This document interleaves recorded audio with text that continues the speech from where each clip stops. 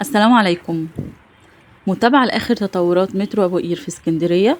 بنتابع معاكم من منطقة سيدي بشر وتحديدا عند نفق محمد نجيب. عايزين نشوف ايه اللي بيحصل هناك. احنا حاليا في شارع ملك حفني ومكملين لقدام. أول حاجة بنشوفها ظهور الماكينة الضخمة لرفع كاميرات مترو اسكندرية على الأعمدة الموجودة.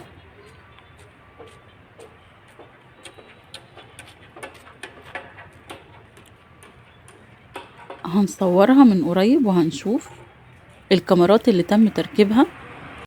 حاليا في شارع ملك حفني مفيش غير الأعمدة هي اللي كانت موجودة، لكن حاليا بيتم تركيب بقى الكاميرات فوق الأعمدة. اهي الماكينة الضخمة اللي الدنيا مقلوبة عليها.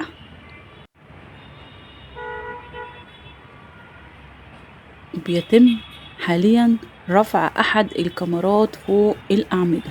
احنا حاليا فين؟ احنا فوق نفق محمد نجيب من ناحية فاكتوريا أو فيكتوريا. احنا عشان في اسكندرية بنعطش الفاء بنقول فاكتوريا.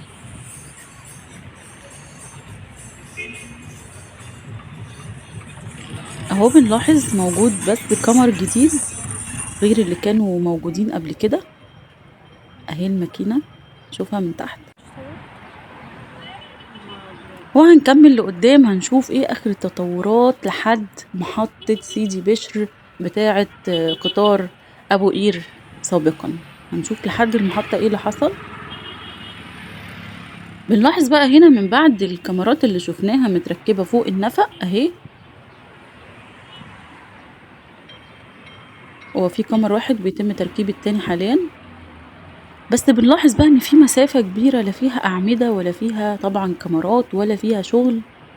مش قادر اعرف بصراحة المنطقة دي هيبقى فيها المحطة ولا هيبقى فيها ايه، لاني شايفة ان بصوا في يعني مكان كبير ما فيهوش اعمدة ولا فيه طبعا كاميرات ولا شغل، بس مش عارفة بقى ايه بالظبط.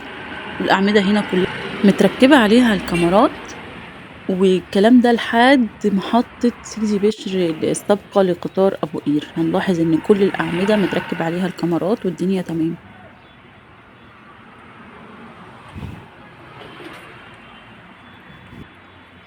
مفيش بس غير باقي الهدم أو بعض من بواقي الهدم لسه موجودة من الناتجة من هدم المحلات بتاعة سيدي بشر اللي كانت واقعة على حرم المترو.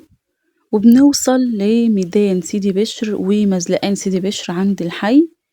طبعا منطقة مشاريع والدنيا زحمة جدا، مع طبعا وجود أعمال المترو الآلات اللي هناك والشغل هناك، فطبعا الدنيا زحمة جدا في المكان. وبكده يكون خلص الفيديو بتاعنا. نقلنا تركيب أحدث كاميرات في مترو اسكندرية في منطقة سيدي بشر، وشوفنا آخر تطورات منطقة سيدي بشر في المترو. أتمنى أكون فدتكم. ما تنسوش لايك للفيديو واشتراك في القناة.